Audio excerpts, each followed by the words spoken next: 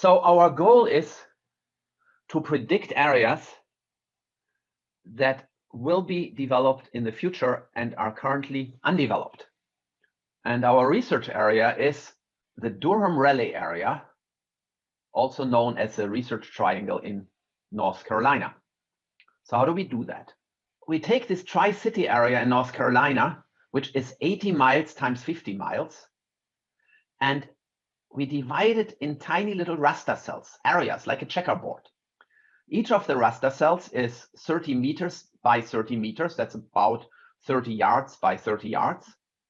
And for each of these areas that are currently not developed, we're trying to see if they will be developed in the future. The whole checkerboard, if you want, the raster area, has 4,300 times 2,700 cells. So we begin here with 11 million cells, a lot of data to process. So here is what we do. Again, the goal, identify raster cells that have changed from non-urban, so undeveloped, to urban from 2011 to 2016. And this, if we have a model for that, we can use it for the future. So first of all, we have to build our training data. That means we have to figure out which raster cells actually did change from developed to undeveloped. So what we did, we compared data from 2011 to data to 2016 and tried to find out which areas became urban, which areas were developed during that time, and which one stayed just natural. Where do we get the data from? We got them from the National Land Cover Database. It's called NLCD. These are the data my colleague downloaded. You see these little raster cells. So each of these, here's a very tiny one. See where my finger goes. Each of these blocks, each of these rasters is about 30 times 30 yards. And if I click on one, I get information here. The information is down there, the relevant at least. This one is evergreen forest. It's classified as evergreen forest, okay. This one here, the blue one, is shrub forest.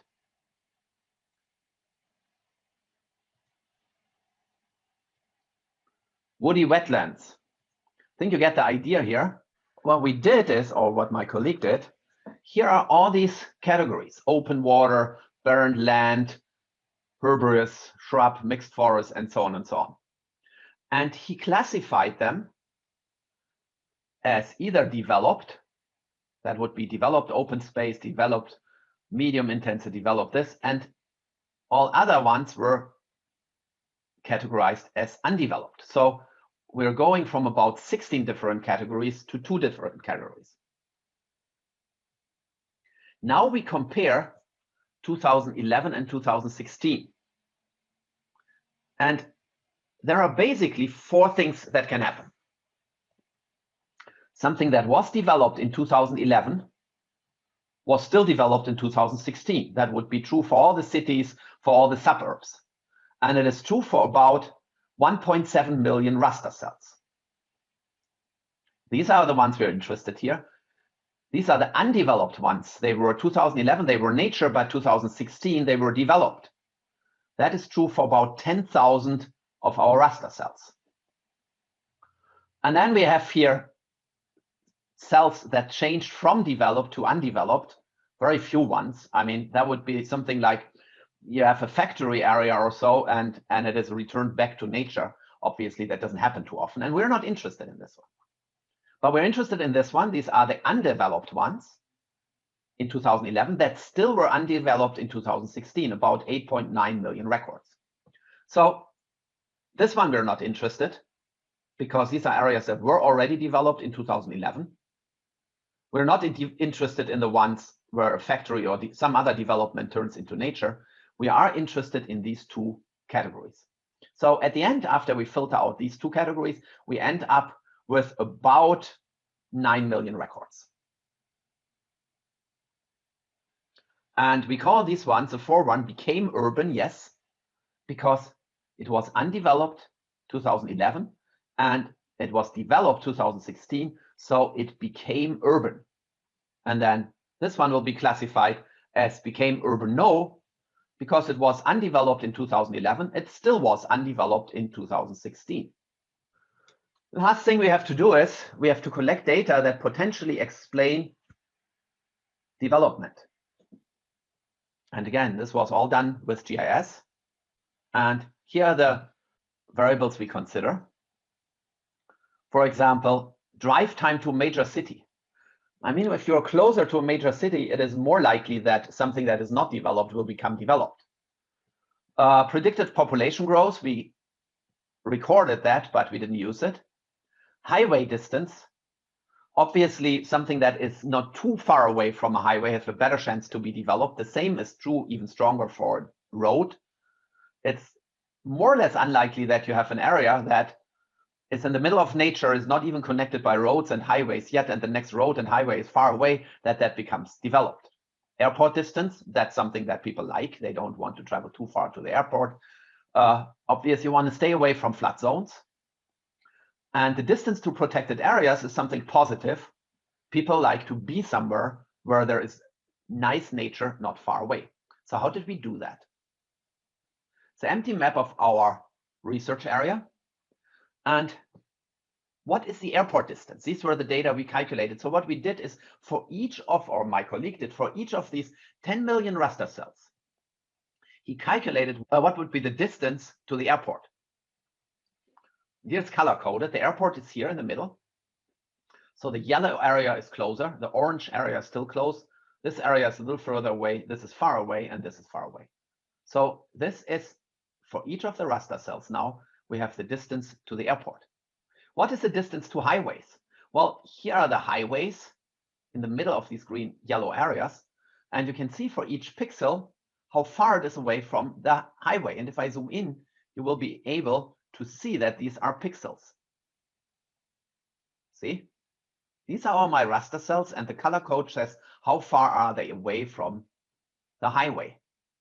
And you can calculate that with ArcGIS Pro. Same here for the road distance. Very similar picture, except we have more roads than we have highways. What is the drive time to major cities? We have two major cities here, Raleigh and Durham.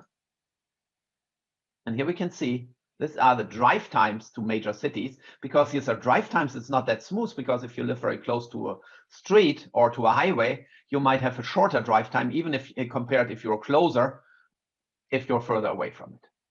So each color has a similar drive time to either Durham or to Raleigh. So each of these raster cells now has a value which shows the drive time. And here is the distance to protected areas. And we also use slopes because it's more expensive to build on a slope. On some slopes you can't even build. And what you can see here from this one, it looks like almost like mountains. And of course, we are recording slopes. So each of these layers, and you can see I can click them on and off, each of these layers, map layers, have information. We just have to get all this information into one record. And the way we do it is here. Imagine these are our layers. Here is the became urban, yes or no. Here's the slope, and so on and so on. What we do for each of these raster cells, we basically drill vertically through all these layers, collect all the information, and save it in a data record, together with the location of the raster cell. Do it with the next one, and so on. So for this one here, we drill. We probably go here, get the information from here, the information from here, information from here, and then we save it as a record in the database. You can see it here. If I go back to ArcGIS, now if I click on one of these records, see now this raster cell, this tiny little raster cell that I chose, has all the information in it. Drive time, highway distance, and so on and so on. And I think you can see it better if I zoom in a little bit. Here the update is coming, and these are all raster cells. Now you can see it. So if I click on one of these raster cells, here it is. So this cell where I clicked on has a grid code of 3. Remember, we had these 4 codes, and we were only interested in 2. It was developed, and it's still developed. It switched from nature in 2011 to developed in 2016. It switched the other way around with a few records, and it was nature and it stayed nature. So this one is grid code 3 that I think, if I remember it correctly, it was nature in 2011 and it was still nature in 2016. The distance to the next, to one of the two big cities is 60 miles, the drive time 60 minutes. Highway distance 4,500 meters. So that makes it 4.5 kilometers, about 3 miles, 2 miles, between 2 and 3 miles. Next road, pretty close, 500 meters. That's like a third of a mile. And the other variables, slope is 2.47 degrees, flood distance, distance to protect areas, and so on and so on. And I have that for each of my records here. So the only thing what I have to do is have to write them all in a table, and they're already in a table, and then get them to R to do my processing. There's a tool that I can use for that. It's called the R bridge. And now we go to R. Here's my code. Remember, that was the setup code. I load the tidy models. I load another library called themes. We will use a procedure that is called SMOTE, and that is a major thing we cover here. And these SMOTE procedures to deal with unbalanced data set is in the library themes. We load this tidyverse. We need readr to read our data. Skimr, we used that before, to analyze our data. rplot to show our decision tree. And this one is, it shows the importance of variables in a random forest. I read my data here from the file that came from the GIS system. That's a raw file that came from the GIS system. I look at this file to look for missing data and how it is structured. And also I count the grid code variables. So if I execute this code here, here is first my data description. And what you can see here is I have 8,500 missing records for drive time. And of course, I want complete data sets or data records. So I better throw these out. That's not a big loss, 8,500, because I have 9 million records. We have also missing records, 173,000 for population growth. But remember, we're not using population growth, so that's not a problem.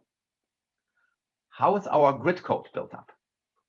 Well, grid code 0 means it was developed in 2011 and it is still developed. This is a grid code we are not interested in. We don't care about this one. We will filter it out later on. This one went from undeveloped to developed. This became urban. And we have 10,600 records. These are the records that just are the opposite. It was urban and then became nature. Very, very few cases. Think about, again, a factory that becomes nature. We don't care. We want to filter them out. And then these are became urban, yes. And this one is become urban, no. We have 8 million records. Well, these records here still include our 8,000 records that don't have a drive time.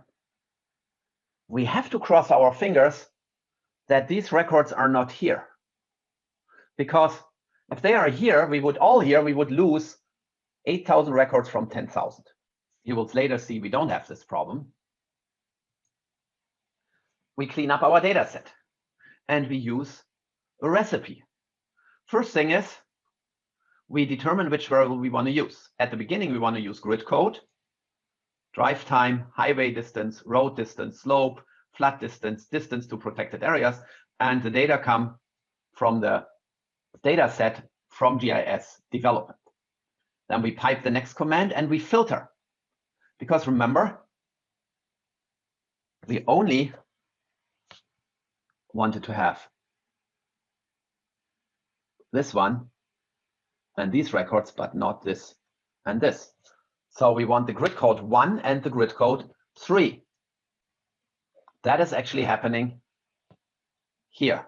Filter grid code equals 1 and grid code equals 3. And then we generate our variable that we actually want to. Became urban, yes. If the grid code is 1, that means it became urban. We want to have a 1 in our dummy variable. And if the grid code is not 1, we want a 0. We put all these into the variable became urban. And after we're done, we delete the grid code variable. We don't want to have it anymore. And then the next step is the records that don't have a drive time, not available, they get omitted. I prepare the recipe. And now I just have to squeeze out the data from the recipe. I use the juice command. And I have my processed data here. And I look at the data again with the skim command that gives me an overview of my data, my new processed data now, and store them in a variable so I can get them out easily. Here are the results. Well, first of all, we don't have any missing data anymore. We throw out. Here's a good message. We got actually lucky because the records we throw out were entirely thrown out from here. You might remember we had here, this one here was before 18,000. Now it's about 9,900. So these 8,000 records were missing in the areas that were not developed and are still not developed. Think about desert. We have many of these records. Yes, if you think about North Carolina, there's a lot of nature. There's not everything is concrete. So most of it is undeveloped. 8.9 million little parcels, 13 by 30 meters, and 10,000 became developed. Now I split my data into training data and test data. The source is data processed. 85% should become training data. And I want to make sure that both sets, proportionally, the percentage of became urban yes is approximately the same. So here I generate them, data test, data train, and I count both data sets according to became urban yes, which is 1 if it switched to urban, which is 0 if it didn't. And here we are. So my training data set has about 7.5 million records, and 9,000 switched actually from urban to non-urban, and you can already see it's unbalanced. I have so many records, 7.5 million here, that stayed undeveloped. And just think about an area. Of course, most areas that were not developed in 2011 will not be developed in 2016. Only some areas were built new, where we built new neighborhoods. Here are the test data. These are the data we don't touch. 1.3 million, but careful, we have only 1,581 that were developed. If you calculate the ratio here and here, you will see it's similar, and that comes from the strata. So now we run a decision tree. We did that before, so that is nothing new.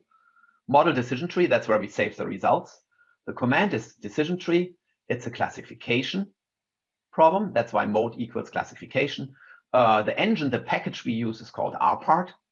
The only thing what we have to do is we have to say which is our variable we want to predict, our outcome variable.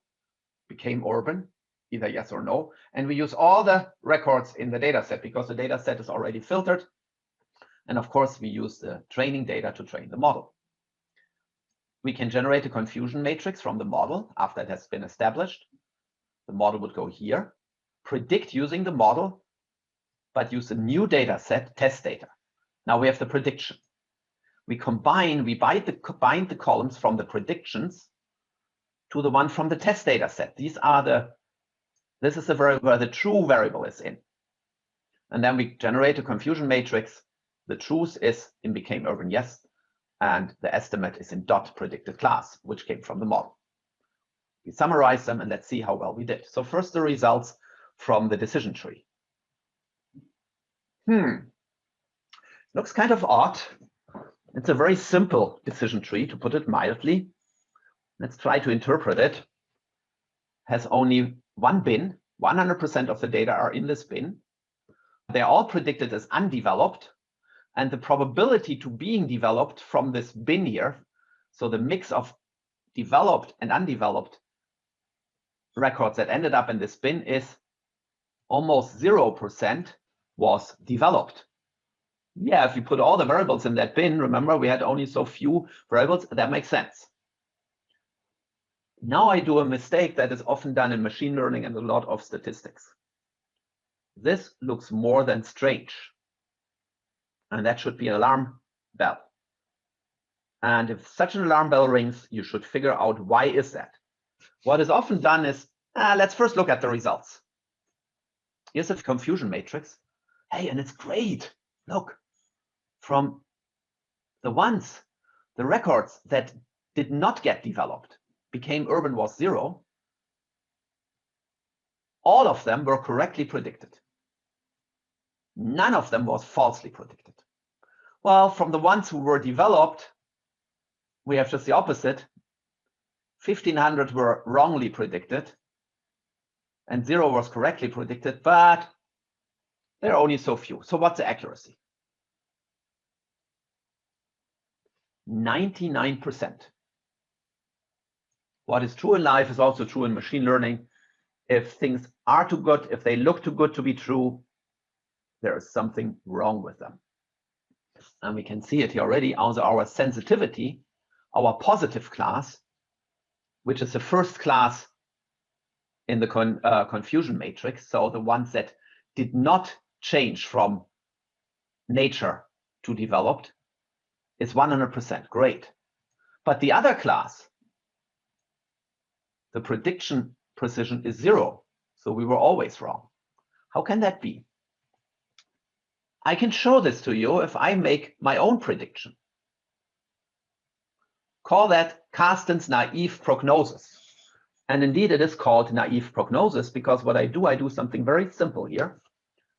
My model is I predict everything as 0 because so many areas did not change from undeveloped to developed. So they stayed nature. The variable was 0. These were so many. So why don't I say just my prediction is 0 no matter what? Let's see what I get. I built a confusion matrix. I don't even have to make a model because it's so simple. I can make it in the confusion matrix. I take my test data and take the variable became urban. These are the true results. They are 0s and 1s, mostly 0s. And to that data frame, I add my prediction CL. And my prediction is 0 for all of them. I make my prediction a factor. That's a technical thing. And now I can use the confusion matrix command. And I said the truth is in became urban.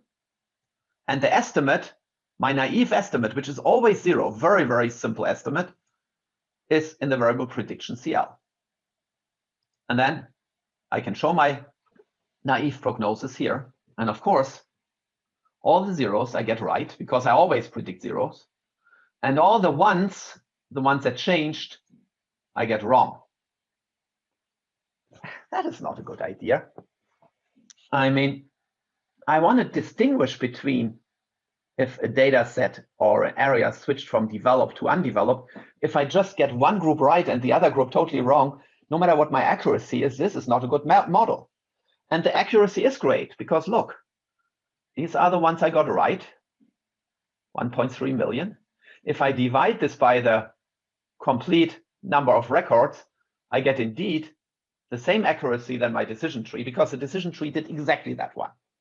And that would be 99.88. That makes no sense at all. I can give you an example. Let's say I develop something. I meet a random person on the street, and I should predict if this person is COVID positive. And then I say, okay, I always say the person is not COVID positive. Well, I would get an accuracy of more than 99% because less than 1 in 100 people is COVID positive. So I would say, cool, I have a great accuracy. But where would my test be good for? It's plain stupid. Or to put it in a better phrase, it's called the naive prognosis. By the way, the naive prognosis is usually the one to beat. You want to be better than the naive prognosis. We will not be better than 99%. But what we want is, we don't want to be only good in one criteria area, in this one here, in the 0s, and we are absolutely terrible in the other. We want to have a result where we are okay in both of them. So we have to do something. Where's the problem coming from? The problem is coming from our unbalanced data set because, look, here's our training data set. The machine learning model focuses so much on these records and totally neglects these ones. That is because there are so many more zeros in there than there are ones. So we have to get our data set more balanced. And the strategy for that can be twofold. We can reduce the record in the majority class. The majority class is that class that has as many records. So it's here became urban. Or we can increase the records in the minority class. Or we can do both, a mixture of both. And we're doing a mixture of both. The first one here is called downsampling, because we throw out records from the majority class, and we usually do that by random. And the other one is called upsampling. Well, the most primitive method for upsampling would be we just simply copy some of the records from the minority class, and this one we blew it up. But we should better come up with something a little bit more sophisticated. We start with downsampling. Downsampling is already supported in tidy models. So we write a new recipe. Became urban is our dependent variable, and we want to keep all the other variables because the set is already cleaned. We use the data training set, and we use the command step downsample. And which is the variable we want to consider? Well, became urban, yes. How much do we want to downsample? This is this number here, under ratio. The under ratio tells us by how much we want to downsample. So think about the majority class. We want to make it smaller until it is 3 times the minority class. That is how downsample is defined. Can you know that? No. Did I know that? No. You have to go into the documentation of a command to find out. So we prepare our recipe here with prep, and then we can squeeze the new data out with the command juice, and we put it into the data set data train down. We count that data set to see how it looks like, and here are the results. This is the original data set, our original training data set with 7.5 million. And I think now you can clearly see we want to reduce this number. But by how much? Until it is 3 times of the minority class. Why 3 times? This is something you have to try and error. I did a lot of trial and error with that in the original research, so I kind of know which were the good numbers. You could also use tuning for it, but it would be super time consuming because this is a very slow procedure here. So you want to reduce this one here to 3 times of this one. So this one, the minority class is 9,000 record. 3 times 9,000 is 27,000 records. So we want to reduce this here to 27,000 records by randomly deleting records in the majority class until we have 27,000. After we run our recipe, here's a new data set. You can see that the majority class has been reduced to 27,000 records. The minority class still has 9,000 records, and we want to upsample this one 2 more records. We could just say, okay, maybe we double the records by just copying them. Then we have 18,000 records. That is a little bit too simple because now we have every record twice in there. That doesn't sound good. So what we do is we use a little bit more sophisticated methodology. We use a methodology to create new records that is called SMOTE. And SMOTE is a 3-step approach, and it is based on nearest neighbors.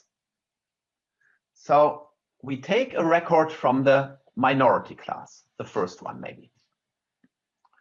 Then we find the k nearest neighbors for this record. K in the default setting is 5, but you can change it. I left it at 5. So now we have the original record plus 5 other records that are similar to the original record because they are the nearest neighbors. For each variable, because we want to create a new record and that has values for each of the variable, we take a weighted average from the original 5 plus our record. So we have 6 values for a variable, and we take an average, but we don't take just an average, we take a weighted average. And the weights we use are chosen randomly. We have the first variable for our new record. We do that with the second, the third, and so on and so on. Now we have an entirely new record. Well, then we take another record from the minority class, find the 5 closest neighbors, nearest neighbors, randomly weigh all the variables in these 5 plus the original one, and create a new record. We repeat that until we reach the number of records we want. And here's how it looks in R. Actually pretty simple. Here's our recipe again. We make a new one. We call that recipe upsample. Became urban and all the variables we want to use. And we use the already downsampled data set, where we throw out most of the records of the majority class and where we reduce the majority class to 27,000. Now, on this one, we apply the step SMOTE until we reach the number of records we want. And the over ratio, it's again a parameter where you have to go in the documentation. It tells you how big should be the minority class. The minority class, the one with a few records, should be blown up until it is 2/3 of the majority class. Here, let's look at what we had before. This is what we had before. We had 27 in the majority class, and we don't touch them, but we want to blow up these ones until they reach 2/3 of the majority class. Well, 2/3 of the majority class, because the majority class is 27,000, would be about 18,000. Basically, we have to double this one here to reach 2/3. And this is exactly what our recipe did. So now we have a new data set that is better balanced. It's also much smaller, which is an advantage for processing time, but still we lost some information. Why didn't we make these 2 classes equally big?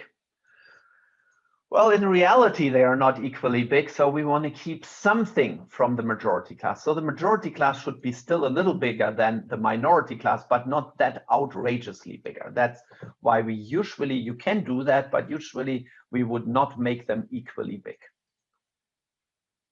Okay, now we have a new data set, a balanced data set. Let's see how that one does. Here's the code. I use the decision tree again because it's so easy to interpret. We know they're unstable. We better use random forest, and I will use random forest. So nothing new here, except I feed now my down and up sampled data into my decision tree model. Everything else is the same than before. I create a confusion matrix like I did before, and I print the summary of the confusion matrix. So where are the results? Here's my decision tree. It is actually a decision tree. Like most decision trees, it is easily interpretable. The first criteria is if the drive time is greater than 40 minutes from one of the cities, well, I'm in a very rural area. If that is true, most likely there will be no development, no new development. So became urban is 0 predicted. Still 15% of these records were developed, so that in this bin I would actually have accuracy rate of 85%. What if the drive time is small? Well, then I distance here.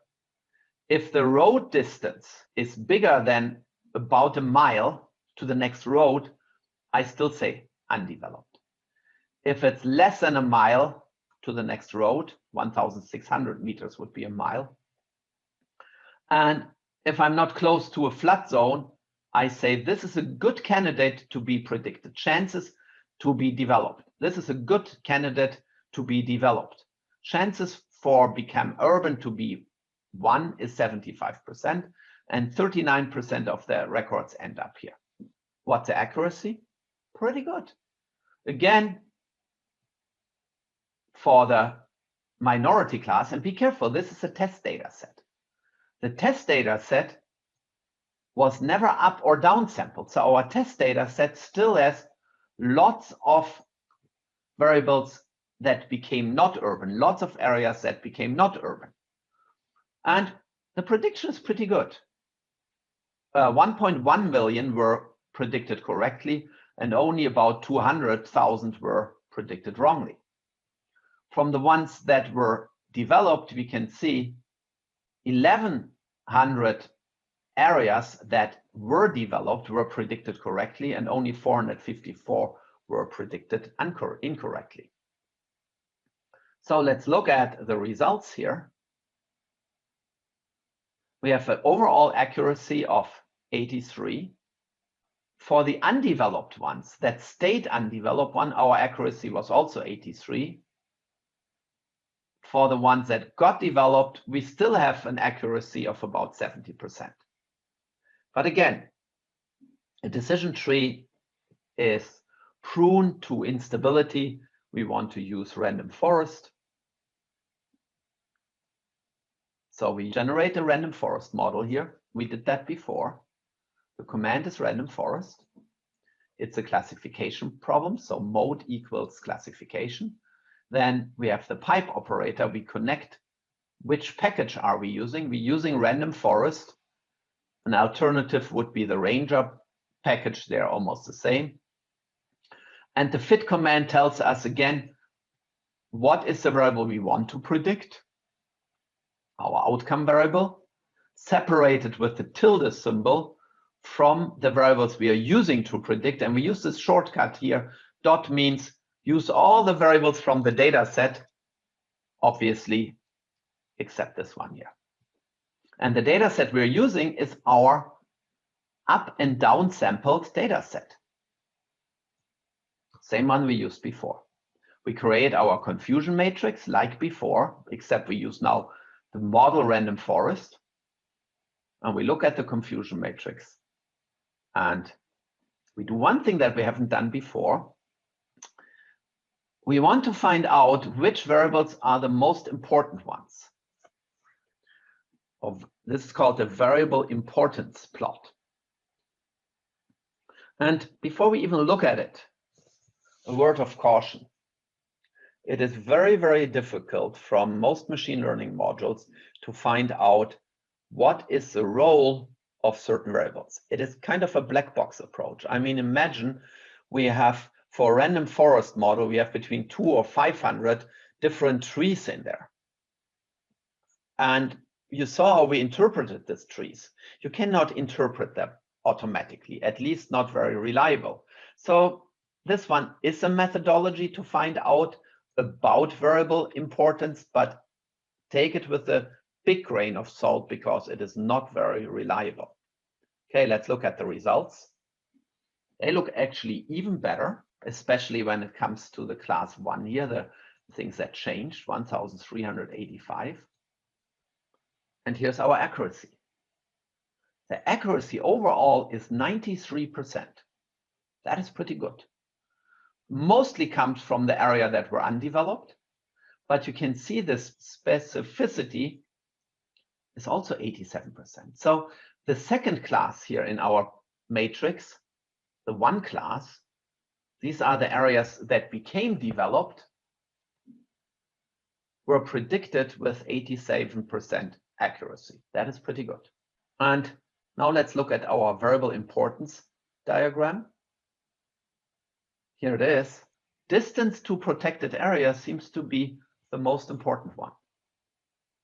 Well, probably if there's a park around already, it makes sense to develop something new. Drive time to cities is important. That is obvious because you develop new areas usually close to new cities. These are the growth areas.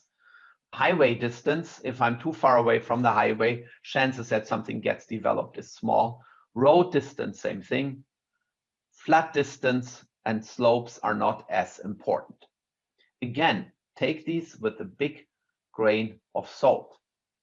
Well, if we go back, what we did here, we used our test data set to predict the probability for each record to be developed or not.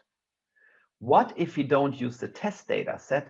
What if we use the complete data set? We shouldn't do that to estimate the quality of the model, but we can still run the complete data set and get a prediction for each record. And that's what we did. And then we pushed these predictions back to the GIS system.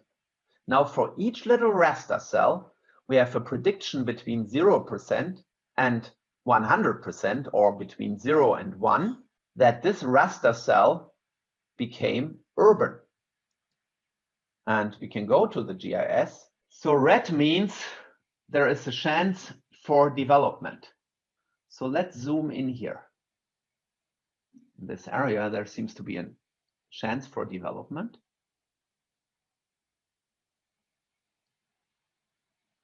And that really confused me. Well, this is a good area for development. But what we can see is it is already developed.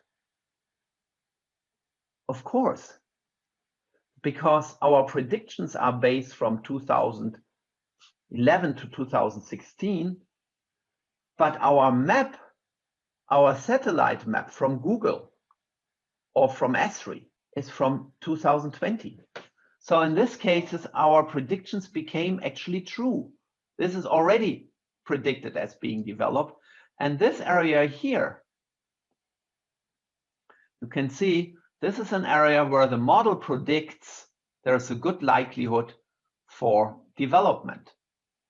Well, if we zoom out, this area here has only a very small chance. It's yellowish. It's a very small chance of being developed. And you can check here the chance of being developed. Let's look here at this area. This is a good candidate for new development. The chance is 84% for development. It hasn't happened yet, but maybe happens in the future. While this area here has only 39% of development chance. Is this important? Of course it's important. Because a good chance for development means also it is suitable for development. So if a county or a city thinks about zoning areas for development, they might look at a map like this and say, maybe we should zone this area here for development. And instead of zoning this area, because this area seems to be more preferred. Not to talk about developers who decide to buy where to buy land and hoping that they can develop on it. Thank you for listening, and I will see you soon. Goodbye.